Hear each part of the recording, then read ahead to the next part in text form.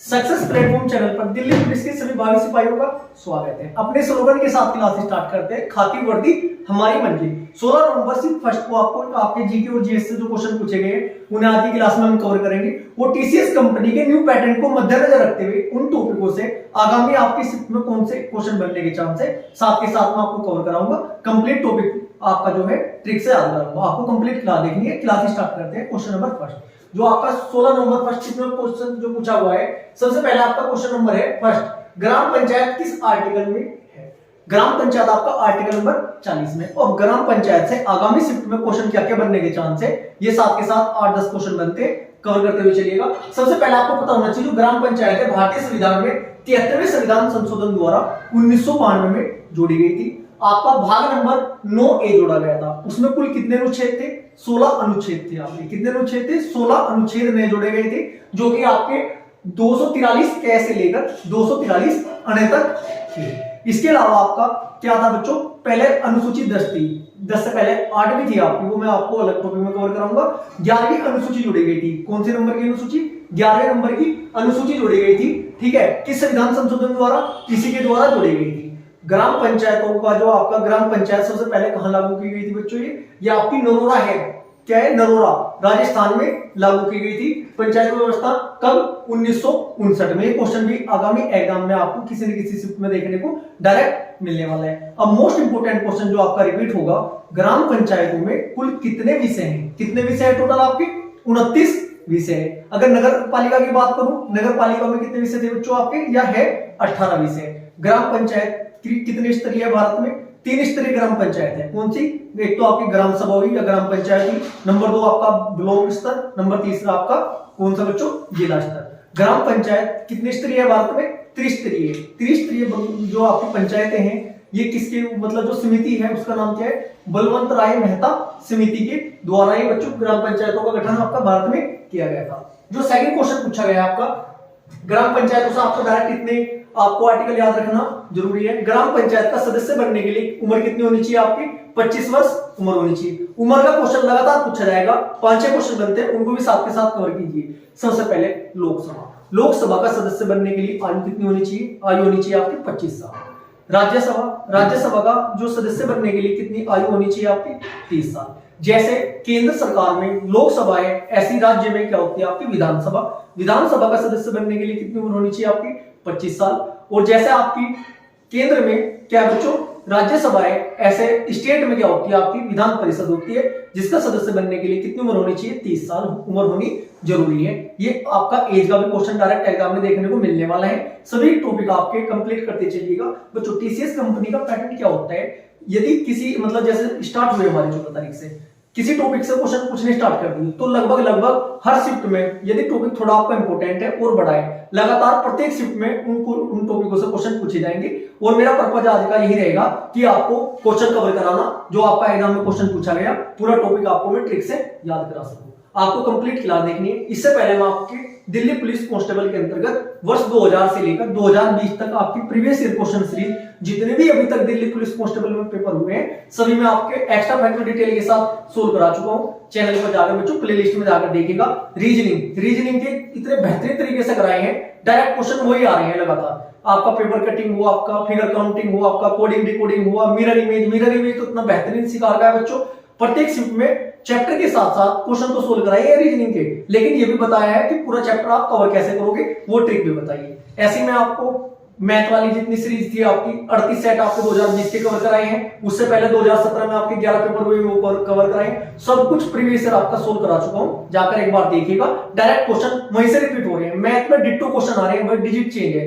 Reasoning में भी आपके लगभग 20 क्वेश्चन आपके सेम पिछले पैटर्न पे आ रहे हैं 2020 के अकॉर्डिंग ही।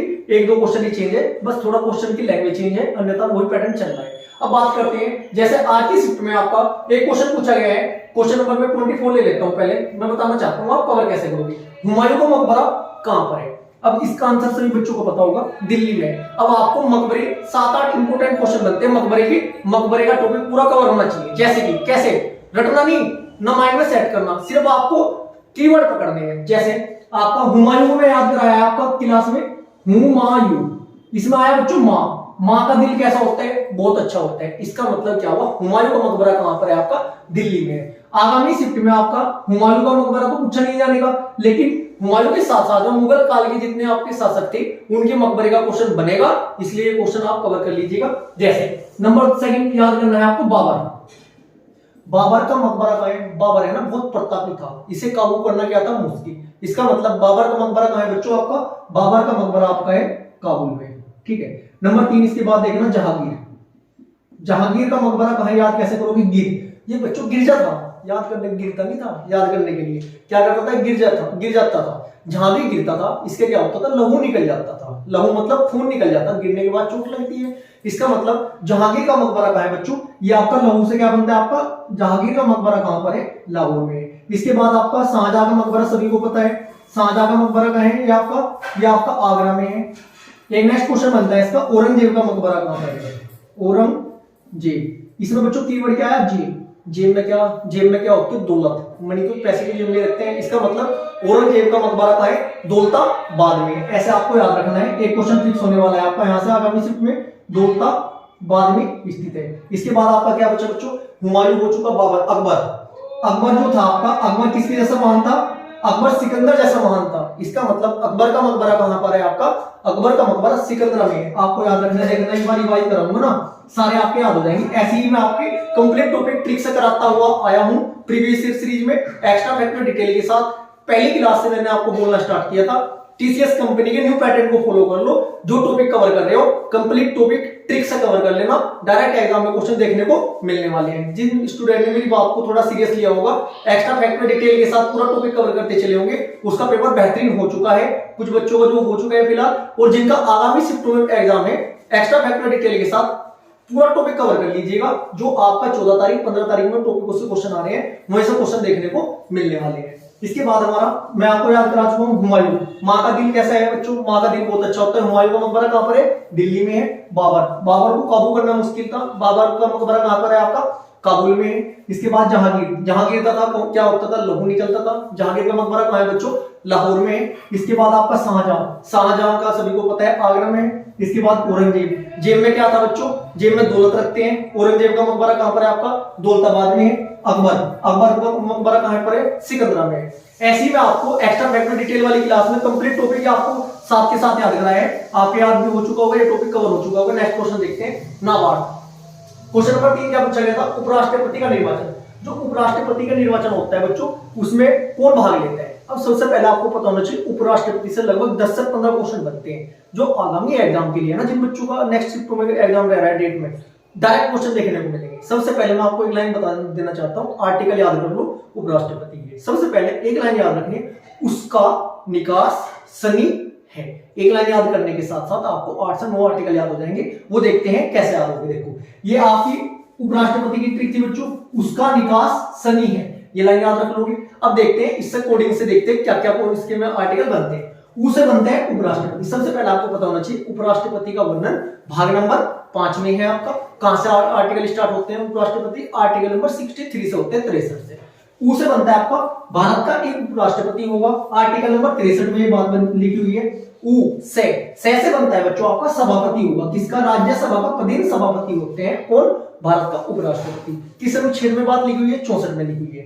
क्वेश्चन ये बनता है कि ऐसी कौन सी सभा है या ऐसा कौन सा सदन है जिसका जो अध्यक्ष होता है या सभापति होता है उसका सदस्य नहीं होता है। इसका आंसर क्या होता है बच्चों, उपराष्ट्रपति होता है। राज्यसभा का पदेन सभापति जो होगा ना, वो राज्यसभा का सदस्य नहीं होगा। इस बात को आपको ध्यान रखना, इंपोर्टेंट क्वेश्चन है, पूछा जाएगा आपको आगामी शिफ्ट में। ऊ से हुआ, से सभापति हुआ, का से बनता है बच्चों कार्य निर्वहन। किस अनुच्छेद में, अनुच्छेद नंबर 65 में। उसका याद रखा आपने। ऊ से उपराष्ट्रपति होगा भारत का, आर्टिकल नंबर 63। से क्या बनता है, सभापति होगा, किसका, राज्यसभा का पदेन सभापति होगा, आर्टिकल नंबर 64। और वही 65 में क्या है, कार्य का निर्वहन करेगा, किसके, राष्ट्रपति जी के, अनुच्छेद नंबर 65 में। निकास याद रखोगे, निकास से 3 शब्द निकल कर आए, नी से बनता है बच्चों आपका निर्वाचन, आर्टिकल नंबर 66 में लिखा हुआ है। यही क्वेश्चन आपका पूछा गया था, ये कंफर्म में बच्चे बता नहीं पाए कि आर्टिकल पूछा था या उसमें ये पूछा था। कुछ बच्चों ने ये बताया कि जो राष्ट्रपति का निर्वाचन होता है उसमें कौन कौन भाग लेते हैं। यदि बात करते हैं भाग लेते हैं तो इसका राइट आंसर हो जाएगा आपका लोकसभा व राज्यसभा के जो सदस्य होते हैं वो भाग लेते हैं उपराष्ट्रपति के चुनाव में। अब आपको ये भी पता होना चाहिए राष्ट्रपति या उपराष्ट्रपति के चुनाव होते हैं ना किस पद्धति द्वारा होते हैं। राइट आंसर होगा इसका अनुपातिक एकल मत संक्रमण मत प्रणाली। होती है इसमें क्या होता है बच्चों, आम जनता चुनाव में मतलब वोटिंग नहीं करती, राज्यसभा लोकसभा के सदस्य करते हैं। इसमें ऐसा होता है मान लो 5 कैंडिडेट खड़े हैं, पांचों को आपको वोट देनी पड़ती है। किसे, जो आपके एमपी होते हैं, जो आपके एमपी होते हैं ना उन्हें सभी को वोट देनी पड़ती है। जैसे कि मैं बता देता हूँ, 100 में बताऊंगा, सपोज कीजिएगा A B C D E ये 5 कैंडिडेट खड़े हैं। अनुपातिक पद्धति बताना चाहता हूं मैं 100 में आपको। मान लिया आप एक सांसद हो या एक एमपी हो, आप इनमें से A B C D जितने आपके सदस्य खड़े हैं चुनाव में पद के लिए सभी को वोट दोगे, सभी को वोट दोगे। ऐसा नहीं कि आप एक को ही दोगे। मान लिया सपोज कीजिएगा आपने C को नंबर 1 पर दी वोट, D को 2 पर, E को 3 पर, B को 4 पर, A को 5 पर। ऐसे जितने सदस्य वोटिंग करेंगे सभी अलग अलग को मत देंगे। जो सबसे ज्यादा नंबर 1 पे आएगा, जिसकी नंबर 1 पे ज्यादा वोटिंग होगी वही विजय घोषित हो जाता है। ये होती है एकल संक्रमण मत प्रणाली या अनुपातिक पद्धति। ये पूछा जाएगा आपसे राष्ट्रपति या उपराष्ट्रपति के चुनाव किस पद्धति द्वारा होते हैं, ये आपको मैं बता चुका हूं, एकल मत संक्रमण मत प्रणाली। अब बात करते हैं, मैं आपको कहां तक कवर करा चुका हूं, नी से आपका निर्वाचन। निर्वाचन जो आपको क्वेश्चन पूछा गया था, निर्वाचन लोकसभा राज्यसभा के सदस्य होते हैं, अनुच्छेद नंबर 66 में वर्णित है। इसके बाद अनुच्छेद नंबर 67 में क्या है बच्चों आपका, अनुच्छेद 67 में कहां से बनता है कार्यकाल। कार्यकाल कितने वर्ष का होता है, 5 साल का होता है, ना कि 6 साल का। याद रखना है आपको। कभी ये सोचो कि राज्यसभा के सदस्यों को तो 5-6 साल हुए थे, 2 साल में रिटायर हो जाते हैं, 1/3 सदस्य, तो उपराष्ट्रपति का नहीं, कितने साल का होता है, 5 साल का होता है। किस अनुच्छेद में लिखी हुई बात, 67 में। 67 बनता है आपका जो आपका समय है ना खाली पद होने का। क्वेश्चन ये बनता है कि राष्ट्रपति का जो पद होता है वो खाली होने के बाद कितने महीने के अंदर भर जाना चाहिए। कितने महीने के अंदर, 6 महीने के अंदर उस पर जो मतलब उस पद पर चुनाव होंगे या कोई सदस्य आएगा वो 6 महीने के अंदर आपका आ जाना चाहिए। इस आर्टिकल में लिखी हुई है बात, आर्टिकल नंबर 68 में लिखी हुई। और बड़े से ऐसे बनता है बच्चों शपथ, किस अनुच्छेद में लिखी हुई, 69 में लिखी हुई। नीचे बनता है आपका निर्वहन, 70 आर्टिकल नंबर में लिखा हुआ है। ऐसे में आपको संविधान के मोस्ट इंपोर्टेंट टॉपिक जितने भी है, जैसे आपका राष्ट्रपति हुआ, राष्ट्रपति की मैं आपको एक लाइन याद कराई थी, क्या थी लाइन में लिखो, आर्टिकल नंबर 52 से 61 तक कैसे याद करोगे। 52 पे यहाँ पर 2 पे उंगली रखो, 2 पे देखो, थोड़ा मैं पास आ जाऊंगा आपके। यहाँ पे 2 लिखा, 52, 53, 54, 55, 56, 57, 58, 59, 60, 61।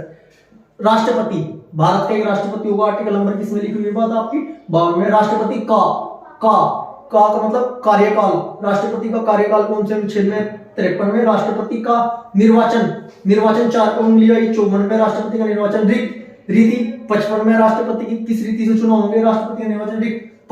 पदावधि 56, रिक्त पद मतलब पदावधि 56, पर रिक्त पर मतलब पुनर्निर्वाचन 57, 8 रहता है 58, रिक्त पद पर 8, शर्तें 59, शपथ 60, मुआवजा 61। एक लाइन याद कर लेना, राष्ट्रपति का भी डायरेक्ट क्वेश्चन पूछे जा रहे हैं। ठीक है, नेक्स्ट क्वेश्चन देखते हैं कौन सा क्वेश्चन पूछा गया। नाबार्ड की स्थापना कब हुई थी, 1982 इसका राइट आंसर था। लेकिन आपको उन जितने भी संगठन है मोस्ट इंपोर्टेंट, जैसे आपका सेबी हुआ, ठीक है जी, नाबार्ड हुआ आपका, वर्ल्ड बैंक हुआ, ठीक है जी, डीआरडीओ हुआ आपका, डायरेक्ट पूछेगा, बहुत लंबी एग्जाम चलने वाला है। डीआरडीओ की स्थापना पूछ लेगा आपसे, इसरो की स्थापना का पता होना चाहिए आपको, ठीक है, यूनिसेफ की स्थापना का पता होना चाहिए, वर्ल्ड बैंक का पता होना चाहिए, ठीक है जी, डीआरडीओ का पता होना चाहिए। ये टॉपिक कवर कर लीजिएगा। जो आज क्वेश्चन पूछा गया, नाबार्ड की स्थापना 1882 में हुई थी। 12 जुलाई याद रखनी है आपको डेट, 12 जुलाई। इसका फुल फॉर्म भी पूछ सकते हैं मतलब एग्जाम में आपसे, नाबार्ड की फुल फॉर्म क्या होती है। हिंदी में बोलते हैं बच्चों से राष्ट्रीय कृषि एवं ग्रामीण बैंक, और इंग्लिश में बोलते हैं national bank of agriculture and rural development. मुख्यालय कहां पर है नाबार्ड का मुख्यालय आपका मुंबई में। जिस भी बैंक के लास्ट में आपका बैंक ऑफ इंडिया लग जाता है ना, तो 99% उनका मुख्यालय मुंबई में है। लगभग 8 से 9 बैंक है। नेक्स्ट क्वेश्चन जो आपका पूछा गया था, क्वेश्चन नंबर 5, असंवैधानिक निकाय कौन सा है। असंवैधानिक निकाय बच्चों कौन से होते हैं आपके, जिनका संविधान में वर्णन नहीं होता है। नीति आयोग इसमें ऑप्शन में होगा आपके, नीति आयोग ही असंवैधानिक निकाय होगा। ऑप्शन में आपको क्या क्या मिला होगा, चुनाव आयोग संविधान में वर्णित है, वो नहीं होगा। अनुसूचित जाति जनजाति आयोग भी होगा आपका, अकॉर्डिंग टू ऑप्शन देख लेना। नीति आयोग इसमें आपका सही हो जाएगा, असंवैधानिक निकाय। नीति आयोग से आगामी शिफ्ट में पूछा जाएगा, नीति आयोग की स्थापना कब हुई थी। आपको 2015 याद रखना है, ठीक है जी। नीति आयोग की स्थापना किसके स्थान पर हुई थी? योजना आयोग के स्थान पर हुई थी। योजना आयोग से पंचवर्षीय योजना से लगातार क्वेश्चन पूछे जा रहे हैं। 12 की 12 पंचवर्षीय योजना आप कवर कर लीजिएगा। एक इकोनॉमिक्स की 4 क्लास की ली है अभी तक। इकोनॉमिक्स कितनी क्लास? 4 की 4 प्लेलिस्ट में जाकर देख लेना, डायरेक्ट क्वेश्चन वहीं से पूछे जा रहे हैं। आगामी शिफ्ट में आपसे प्राथमिक क्षेत्र, द्वितीय क्षेत्र और तृतीय क्षेत्र में कौन कौन से विषय आते हैं ये क्वेश्चन पूछे जाने वाले हैं, कवर कर लीजिएगा। कंफर्म बता रहा हूं 101%। ऐसा अभी तक किसी टीचर ने नहीं बताया होगा, लेकिन मैं बता रहा हूं कहां से क्वेश्चन पूछे जाएंगे आपके, क्योंकि पैटर्न होता है वही। अब ये बताओ, पंचवर्षीय योजना से क्वेश्चन पूछे जा रहे हैं, जाहिर सी बात है पंचवर्षीय योजना के बाद आपका इकोनॉमिक्स में क्वेश्चन कहां से बनेंगे? आपके प्राथमिक क्षेत्र, द्वितीय क्षेत्र, तृतीय क्षेत्र से क्वेश्चन बनने के चांस है, क्योंकि पंचवर्षीय योजना में हर शिफ्ट में तो लगातार मतलब पूरे एग्जाम में तो पूछा नहीं जाने का क्वेश्चन, थोड़ा थोड़ा वीकली एग्जाम का पैटर्न बदलेगा। ये क्वेश्चन आपको कवर करने जरूरी है, ठीक है। नेक्स्ट क्वेश्चन पूछा गया आपसे, स्वतंत्रता के समय कांग्रेस के अध्यक्ष कौन थे? राइट आंसर आपका जेपी कृपलानी है। अब जो कांग्रेस है, राष्ट्रीय कांग्रेस, इसकी स्थापना कब हुई थी? 1885 में हुई थी। कब हुई थी? 1885 में। उस टाइम जब कांग्रेस की स्थापना हुई थी, राष्ट्रीय कांग्रेस की, जो आपके गवर्नर थे कौन थे? डफरिन थे। 84 में। डफरिन कैसे याद रखोगे? डफरी थी, डफरी बजाने वाली डफरी, चुरा के ले गए थे चोर। 84 इसका मतलब 84 में डफरिन आ गए थे, 85 में स्थापना हुई थी।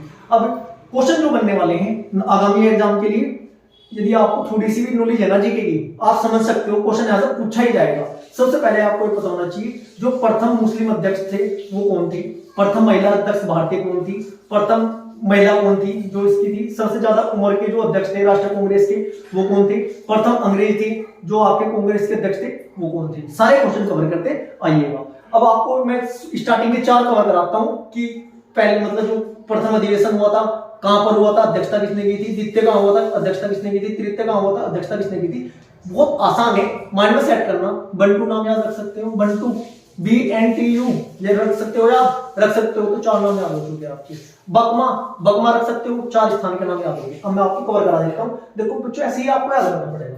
1885 में क्या हुआ था बच्चों? कांग्रेस की स्थापना हुई थी। मैं आपको बताया BNTU, बंटू। बंटू से क्या क्या बनेगा आपका? एक बार लिख देता हूं, बकमा, BKMA, ठीक है जी। बी से बनता है आपका बैनर्जी। बी से क्या बनता है आपका?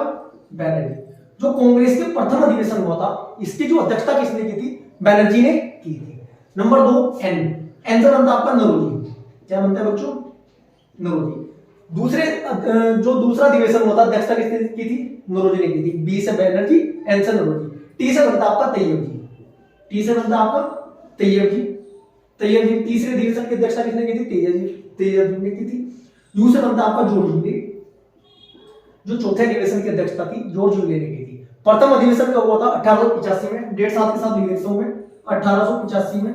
दूसरा 86 में, तीसरा 87 में, चौथा 88 में। बी से बनता है आपका बच्चों स्थान, बकमा, बकमा से। बी से बंबई आपका, के से कलकत्ता, एम से फिर आपका मद्रास, ए से आपका इलाहाबाद। आपको ऐसे याद रखना, 1 नंबर फिक्स है। आगामी शिफ्ट में ऐसा क्वेश्चन पूछा जाएगा, आपको कवर करना जरूरी है। अब मैं साथ के साथ बता देता हूं प्रथम महिला अध्यक्ष कौन थी, ठीक है जी। एनी बेसेंट जो थी प्रथम महिला अध्यक्ष थी। यदि बात करेंगे एग्जाम में क्वेश्चन ये पूछा जाएगा प्रथम भारतीय महिला अध्यक्ष कौन थी, तब आंसर आपका एनी बेसेंट नहीं होगा, तब आपका सरोजिनी नायडू आपका आंसर हो जाएगा। सबसे ज्यादा उम्र के कौन थे? नरोजी थे। जो प्रथम अंग्रेज अध्यक्ष थे जॉर्ज यूले थे, ठीक है जी। प्रथम मुस्लिम अध्यक्ष कौन थे?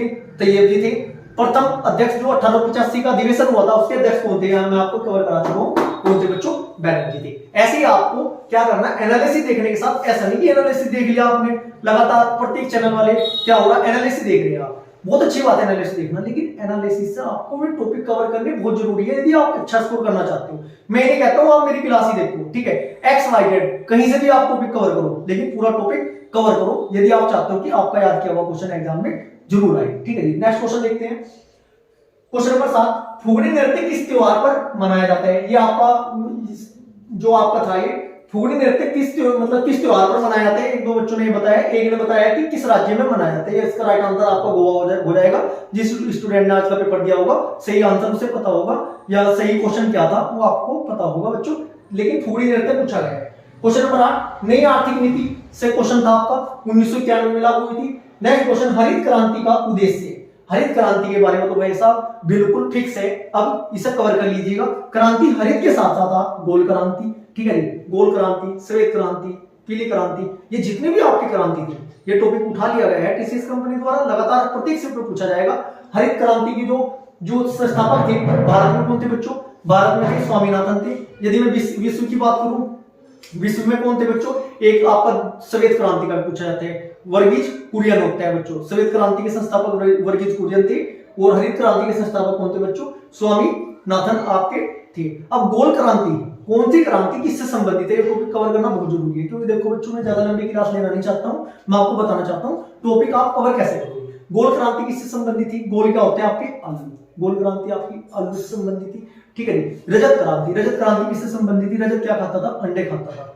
रजत क्रांति किससे संबंधित थी आपकी? ये आपके अंडे उत्पादन से थी। हरित क्रांति आपकी ये वही फसलों से थी, मतलब सारी प्रकार की हरे प्रकार की फसलों से थी आपकी हरित क्रांति। श्वेत क्रांति किससे संबंधित थी? श्वेत क्रांति आपकी दूध उत्पादन से संबंधित थी, ठीक है जी। इसके अलावा आपका पीली क्रांति किससे संबंधित थी? पीली क्रांति आपकी दलहन उत्पादन से संबंधित, मतलब आप समझ चुके होंगे पूरा टॉपिक आपको कवर क्या करना है, जरूरी है, कर लीजिएगा। नेक्स्ट क्वेश्चन आपका क्वेश्चन नंबर 10 में पूछा गया 2011 की 11 में अनुसूचित जाति व जनजाति प्रतिशत सर्वाधिक किस राज्य में था? यदि प्रतिशत की बात करें ये आपका राइट आंसर हो जाएगा मिजोरम। यदि बात करें जनसंख्या क्या हो जाएगा आपका? मध्य प्रदेश हो जाएगा। ये मैं आपकी जनसंख्या वाले टॉपिक की पूरी शॉर्ट वीडियो बनाकर रखी हुई है, इंपोर्टेंट टॉपिक की, ठीक है। एक बार जाकर प्लेलिस्ट में जाकर चेक कर लेना, आपको सभी कवर हो जाएगी।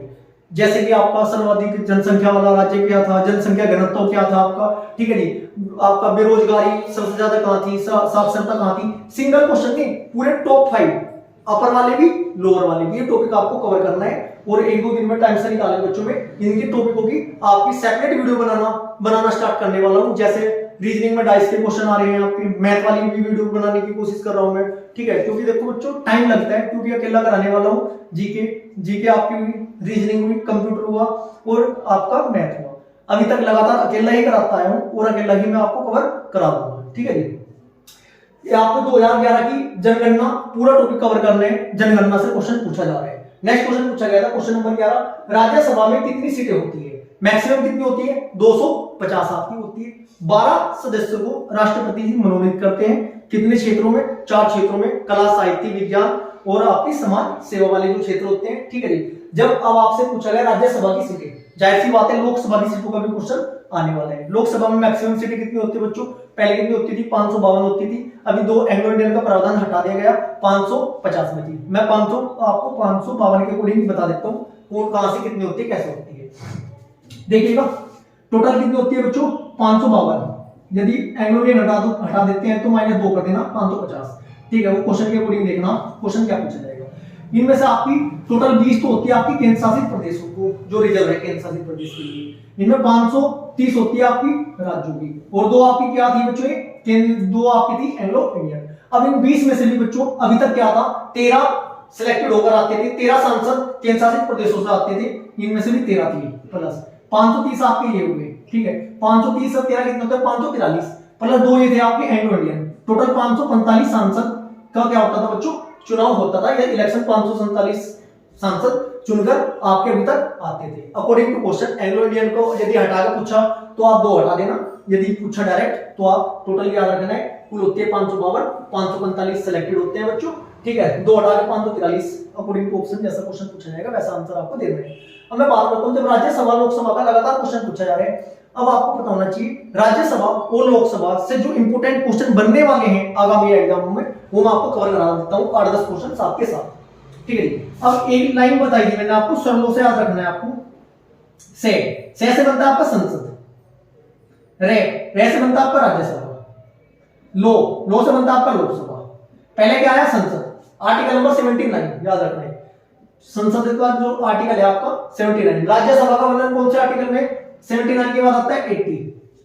लोकसभा का वर्णन कौन से आर्टिकल में? 80 के बाद आता है आपका 81, ठीक है जी। अब उच्च सदन कौन सा होता है आपका? उच्च सदन कौन सा होता है आपका? राज्यसभा होता है। निम्न सदन कौन सा होता है आपका? लोकसभा होता है। ये आपकी केंद्र की बात है। यदि मैं इसे राज्य से तुलना करूं, जैसा आपका केंद्र सरकार में, चलो मैं थोड़ा सा जिन बच्चों जो बिल्कुल स्टार्टिंग कर रहे हैं उनके लिए थोड़ा उदाहरण से बता देता हूं मैं। जो आपका लोकसभा होता है बच्चों, क्या होता है? लोकसभा में किसके चुनाव होते हैं? पीएम। लोकसभा के चुनाव में प्रधानमंत्री जी के चुनाव होते हैं। मैं बात करता हूं राज्य की। राज्य में विधानसभा के चुनाव कौन से होते हैं बच्चों? विधानसभा के चुनाव होते हैं आपके सीएम। सीएम मतलब मुख्यमंत्री है, इतना तो सभी को पता होगा। केंद्र में उच्च सदन क्या है? राज्यसभा। उच्च सदन क्या होता है? जिसे भंग नहीं किया जा सकता है। राज्यसभा को भंग नहीं किया जा सकता। ऐसी स्टेट में उच्च सदन क्या है आपका? विधान परिषद, जो कि 6 राज्यों में है, सभी में नहीं है। जैसे आपका लोकसभा, जो आर्टिकल नंबर 81 में केंद्र सरकार में निम्न सदन कौन सा है आपका? लोकसभा है। राज्य में कौन सा है निम्न सदन आपका? राज्य में विधानसभा। इसे भंग किया जा सकता है। बात समझ में आई? डायरेक्ट क्वेश्चन यहां से पूछा जाएगा। लोकसभा का सदस्य बनने के लिए 25 साल उम्र होनी चाहिए। विधानसभा का सदस्य बनने के लिए 25 साल उम्र होनी चाहिए। राज्यसभा का सदस्य बनने के लिए 30 साल उम्र होनी चाहिए। विधान परिषद का सदस्य बनने के लिए भी 30 साल उम्र आपकी होनी जरूरी है। ये क्वेश्चन आगामी शिफ्ट में पूछे जाने वाले आपके हैं। बात करते हैं नेक्स्ट क्वेश्चन की। हाफ गर्लफ्रेंड किसकी पुस्तक है? राइट आंसर है चेतन भगत। अब चेतन भगत की देखो रट्टा फिक्शन से तो काम चलने वाला नहीं। जिस भी पुस्तक के में आपका डिजिट आ जाएगा, सर डिजिट कैसी? डिजिट मैथ वाली लिखी हुई पांच पुस्तक, जैसे 5 पॉइंट समवन, 5 मतलब 5 पॉइंट समवन, 5 पॉइंट समवन किसकी है? चेतन भगत की है। 1 night at the rate call centre किसकी है? चेतन भगत की है। 2 स्टेटस किसकी है? चेतन भगत की है। 3 मिस्टेक ऑफ माय लाइफ किसकी है? चेतन भगत की। 3 आया इसमें, ठीक है। रेगुलेशन 2020 जिसमें मैथ की डिजिट आपकी आ जाए, आप देखो तुक्का लगाने से बेस्ट ये है डिजिट वाली चेतन भगत आपका ऑप्शन में, तो 90% आपके चांस है क्वेश्चन ठीक हो जाएगा, यदि क्वेश्चन के आंसर अभी आपको नहीं पता है। अब जब पुस्तक से हाफ गर्लफ्रेंड, प्रत्येक शिफ्ट में पुस्तक से क्वेश्चन पूछा जा रहा है। अभी तो आपकी थोड़े इंपोर्टेंट वाली चल रही है, इंग्लिश वाली। अब जैसे जैसे आपका एग्जाम आगे बढ़ेगा, इसमें डायरेक्ट कौन कौन सी राइटर आ जाएंगी, जैसे आपका क्या हुआ, अर्थशास्त्र के जनक कौन है, ठीक है जी, या आपके मुंशी प्रेमचंद की पूछ लेगा, जयशंकर प्रसाद की पूछ लेगा, मैं पूछी जाने वाली है, कवर करा देता हूँ साथ के साथ। लगता है कल की शिफ्ट में ये क्वेश्चन आपका आने के चांस है। देखते हैं आपका मोस्ट इंपोर्टेंट है कामायनी, आंसू, कंकाल, तितली, लहर, झरना, उर्वशी। ये सभी किसी की रचनाएं हैं बच्चों, ये सभी की सभी जयशंकर प्रसाद की रचनाएं हैं। आगामी शिफ्ट में जयशंकर की रचनाओं से ये क्वेश्चन आपका पूछे जाने वाला है, इस बात का ध्यान रखना है आपको। नेक्स्ट शिफ्ट में कौन से में पूछा जाएगा वो देखने वाली बात होगी। रिपीट कर देता हूं, कामायनी, आंसू, कंकाल, तितली, लहर, झरना, उर्वशी जयशंकर प्रसाद की है। नेक्स्ट क्वेश्चन पूछा गया था, क्वेश्चन नंबर 13 आज की शिफ्ट में सुबह, मोहम्मद बिन तुगलक का प्रधान किसे नियुक्त किया था? किसे किया था? Ibn Battuta. Mohammad bin Tughlaq favourite चल रहे हैं, मुगल आपका दिल्ली सल्तनत और मुगल काल से मैक्सिमम क्वेश्चन पूछे जा रहे हैं। कवर करा देता हूं जो इंपोर्टेंट क्वेश्चन साथ के साथ में जल्दी जल्दी आपको बता सकता हूं। देखिएगा, इब्न बतूता कहां का निवासी था? मोरक्को का था। इब्न बतूता किसके दरबार में आया था? पागल राजा के दरबार में आया था। इसका मतलब क्या हुआ? मोहम्मद बिन तुगलक को किसकी संज्ञा दी गई है? पागल राजा की संज्ञा दी गई है। ये मैं आपको दिल्ली सल्तनत जीकेटी का सैयद लोधी एक मोबाइल नंबर आपको याद करवाया 14 तारीख पे, जो ऑल शिफ्ट का मैंने एनालिसिस कराया था, उसमें आपको लगभग 5 से 6 टॉपिक आपको ट्रिक से कंप्लीट याद कराए थे। जिन स्टूडेंट ने वो क्लास देखी है बहुत अच्छी बात है, यदि नहीं देखी है तो क्लास देख लीजिएगा जाकर। मुगल काल, दिल्ली सल्तनत के इंपोर्टेंट क्वेश्चन आपके माइंड में सेट हो जाएंगे, ट्रिक से बताया हुआ है सब कुछ। नेक्स्ट क्वेश्चन जो आपको पूछा गया था, क्वेश्चन नंबर 14, अहमदाबाद दर्पण एकेडमी के संस्थापक कौन है बच्चों? विक्रम मृणालिनी साराभाई है। 1949 में इसकी स्थापना हुई थी। नेक्स्ट क्वेश्चन पूछा गया, भीमा तुंगभद्रा किसकी सहायक नदी है? ये आपकी कृष्णा नदी की। कृष्णा नदी से अभी देखो जैसे कि सहायक नदी चल रहा है टॉपिक, अब बांध वाला भी चलेगा। कौन सा चलेगा? बांध वाला भी टॉपिक चलने वाला है, और उद्गम स्थान से भी क्वेश्चन आएगा। बंगाल की खाड़ी में कौन सी नदियां गिरती है? अरब सागर में कौन सी नदियां गिरती है? ये क्वेश्चन भी आपसे पूछे जाएंगे, क्योंकि पैटर्न धीरे धीरे टॉपिक को पूरा कवर करेगी टीसीएस कंपनी, इस बात का आपको ध्यान रखना है। जैसे कृष्णा नदी पर कौन सा बांध स्थित है बच्चों, या कौन सी नदी घाटी परियोजना है? कृष्णा नदी। किसके साथ रहती है? महाभारत में कृष्ण जी ने किसका साथ दिया था? अर्जुन का। नागा अर्जुन नदी घाटी परियोजना किस नदी पर स्थित है? आपका कृष्णा नदी पर है। जब कृष्ण जी अर्जुन जी मिल गए थे, सबको अंधा बना दिया था। किस राज्य में? आंध्र प्रदेश में। ध्यान रखना है आपको। ऐसे सरदार सरोवर परियोजना है। सरदार कैसे स्वभाव के होते हैं? नरम स्वभाव के होते हैं। सरदार सरोवर परियोजना किस पर है बच्चों? आपकी नर्मदा नदी पर है। ऐसे ही आपको जम्मू कश्मीर की 5-6 दुलस्ती होगी, सलाल होगी, आपको ये कवर कर लीजिएगा टॉपिक, डायरेक्ट क्वेश्चन पूछे जाने वाले हैं। इतना ही मैं आपको बता सकता हूँ फिलहाल। क्वेश्चन नंबर 16, राजस्थान की सर्दी की फसल पूछी थी आपकी, और अकॉर्डिंग टू ऑप्शन देख लेना क्या आया था बच्चों। नेक्स्ट क्वेश्चन पूछा था बरनौली परमे से क्वेश्चन था, सहकारी बैंक से क्वेश्चन था। बैंकों का 14 बैंकों का राष्ट्रीयकरण 69 वाला आपका आ चुका है। प्रधानमंत्री के जो मुख्य कार्य है, मतलब प्रधानमंत्री कार्यकाल में किसके में क्या कार्य हुए थे, ये क्वेश्चन लगातार पूछा जा रहा है और आगामी एग्जाम में भी आपका पूछा जाएगा। जैसे कि डीआरडीओ की स्थापना कब हुई, 14 बैंकों का राष्ट्रीयकरण कब हुआ, ठीक है, भारतीय में डेसिमल नंबर सिस्टम कब लागू हुआ, 57 वाला है, 69 वाला है, दिल्ली राष्ट्रीय राजधानी कब घोषित की गई थी, ठीक है जी, कौन से संविधान संशोधन के तहत की गई थी। ऐसे ही क्वेश्चन आ रहे हैं। जिस स्टूडेंट ने प्रीवियस ईयर सीरियसली सोल्व किए हैं GK, math, reasoning, computer, 80% question वहीं से डायरेक्ट पूछे जा रहे हैं। 80% का मतलब रिपीट नहीं हो रहे हैं, लेकिन टॉपिक वहीं से पूछे जा रहे हैं लगातार। यदि अभी आपका एग्जाम में टाइम है, लगभग 2, 4, 5, 7 दिन है, तो प्रीवियस ईयर कवर करना चालू कर दीजिएगा, चाहे आप जहां से मर्जी करना, ये भी मैं कहता हूं, क्योंकि यदि आप करना चाहते हो तो प्रीवियस ईयर में आपके 2000 से लेकर 2020 तक कवर कराए गए और हेड कांस्टेबल के तो 22 के कंप्यूटर के भी इंक्लूड कर चुका हूं, ठीक है जी, जाके देख लेना एक्स्ट्रा फैक्टर डिटेल वाली क्लास, डायरेक्ट क्वेश्चन वहीं से मिल जाएंगे आपको।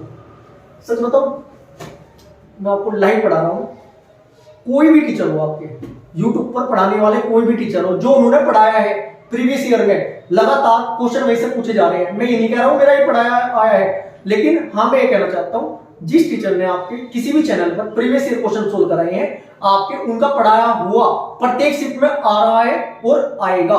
इसका मतलब क्या हुआ, प्रीवियस ईयर से क्वेश्चन आपके पूछे जा रहे हैं। नेक्स्ट क्वेश्चन जो आपका पूछा गया था, तत्सम का अर्थ क्या है, अकॉर्डिंग टू ऑप्शन देखना है बच्चों। ये आपको ये नेक्स्ट क्वेश्चन पूछा गया, मौलिक कर्तव्य कथन थे। मौलिक कर्तव्य कल वाली क्लास में आपको कंप्लीट कराए थे आप 11 के 11।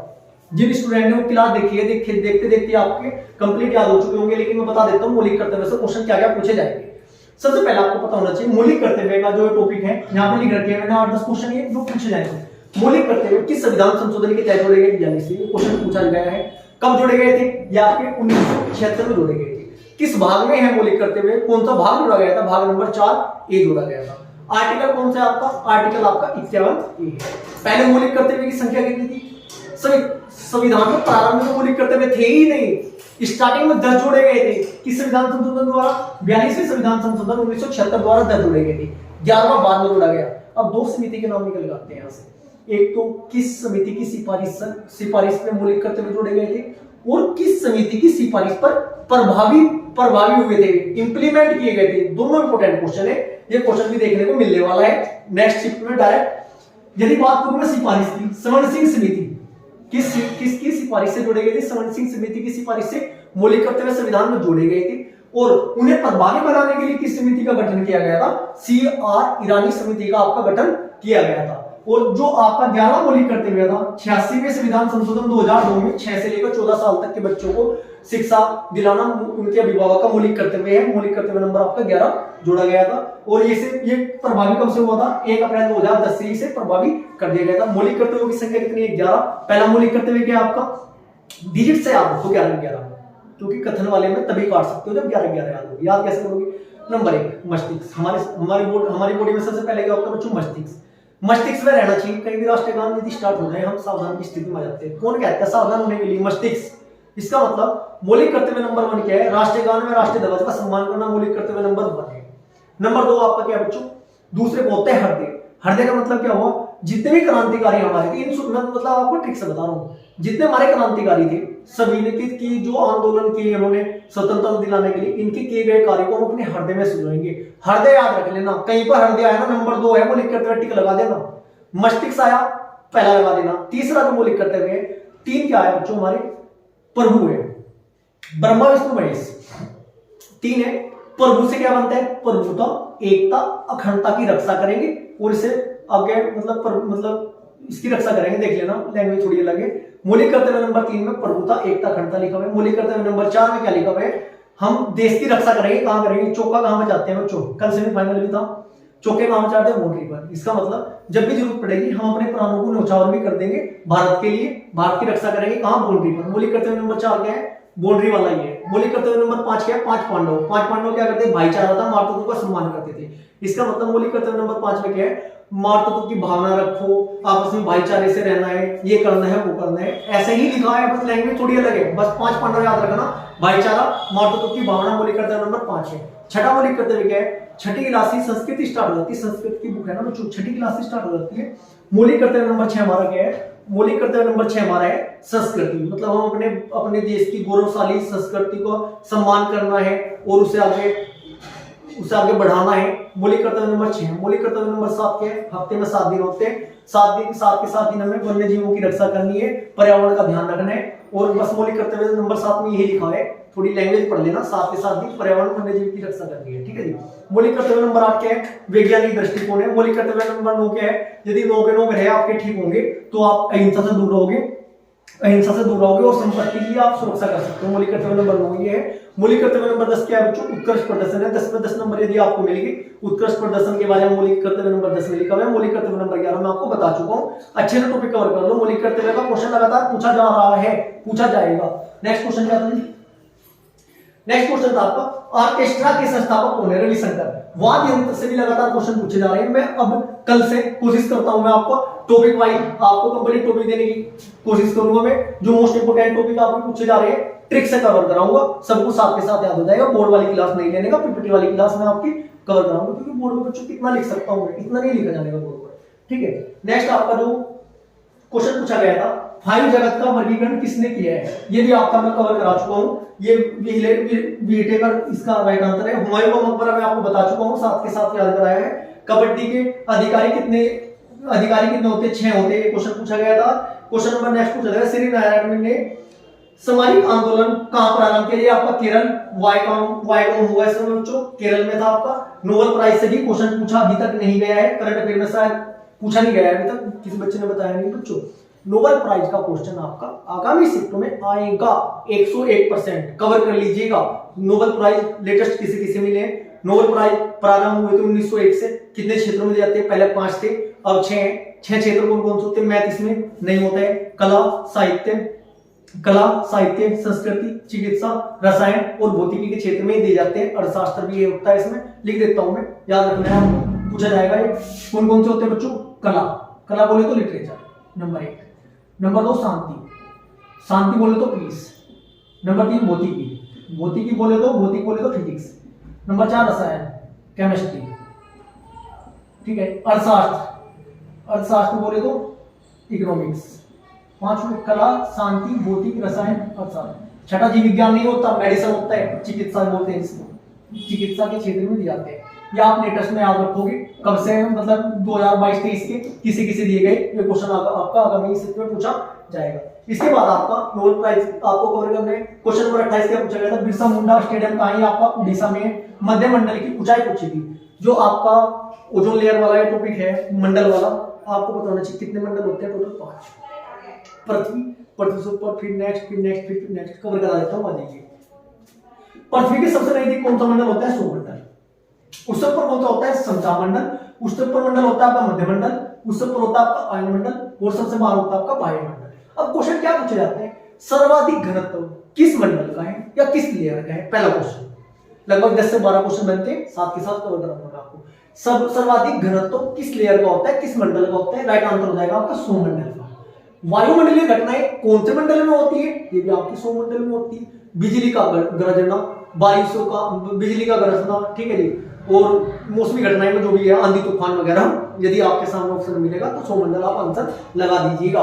हाइट कितनी होती है? 18 किलोमीटर के समथिंग होती है, लगभग 18 किलोमीटर, ठीक है जी। सर्वाधिक घनत्व इसी का होता है। इसके बाद आपका सौरमंडल से ऊपर क्या आता है? समतापमंडल। हाइट कितनी होती है? लगभग 50 किलोमीटर, ठीक है जी। ओजोन लेयर कौन से मंडल में स्थित है? आपका ये आपकी समतापमंडल में स्थित है, ध्यान रखना है आपको। इसमें समान तापमान रहता है। जो हवाई जहाज, एयरप्लेन वगैरह होते हैं, ये कौन से मंडल में उड़ते हैं आपके? ये सभी समतापमंडल में उड़ते हैं। ये क्वेश्चन भी पूछा जाएगा, याद रखना है आपको। इसके बाद मध्यमंडल, हाइट कितनी होती है? लगभग 80 किलोमीटर होती है। और जो आपकी उल्का पिंड वगैरह है ना, जो उल्का पिंड आते हैं, उसे यही मंडल रोकता है बच्चों, इसी में खत्म हो जाते हैं, उसी में नष्ट हो जाते हैं, ठीक है जी। पैरामैग्नेटिक किरणों से ओजोन लेयर हमें बचाती है, ये आपको पता ही होगा। ओजोन लेयर की मापने की इकाई क्या होती है? डोप्सन होती है। ये क्वेश्चन पूछा जाएगा। और ओजोन लेयर किससे बचाती है? ये भी क्वेश्चन एग्जाम में आने की संभावना आपकी है। इसके बाद इससे ऊपर होता है सौरमंडल, समतापमंडल, मध्यमंडल। आयनमंडल होते हैं 80 से 650 किलोमीटर के लगभग इसकी लंबाई होती है। जो सैटेलाइट है ना, जो कम्युनिकेशन सिस्टम होता है किसी भी देश का, ये कौन से मंडल में पाया जाता है बच्चों? आपका आयनमंडल में पाया जाता है। वायुमंडल में सभी आपकी गैसें पाई जाती है। ये फर्स्ट शिफ्ट में हमारे क्वेश्चन ये पूछे गए थे। एनालिसिस देखने का मतलब ये नहीं है बच्चों कि आप ये देख लोगे कि क्वेश्चन इनमें से पूछे जाएंगे। इनमें से भी पूछा जाएगा। इन टॉपिकों से क्वेश्चन आपके रिपीट होंगे, ये टॉपिक आपको कवर करने हैं। आज की क्लास आपको कैसी लगी? क्लास अच्छी लगी वीडियो को लाइक करें, शेयर करें, चैनल को सब्सक्राइब करें। Thank you.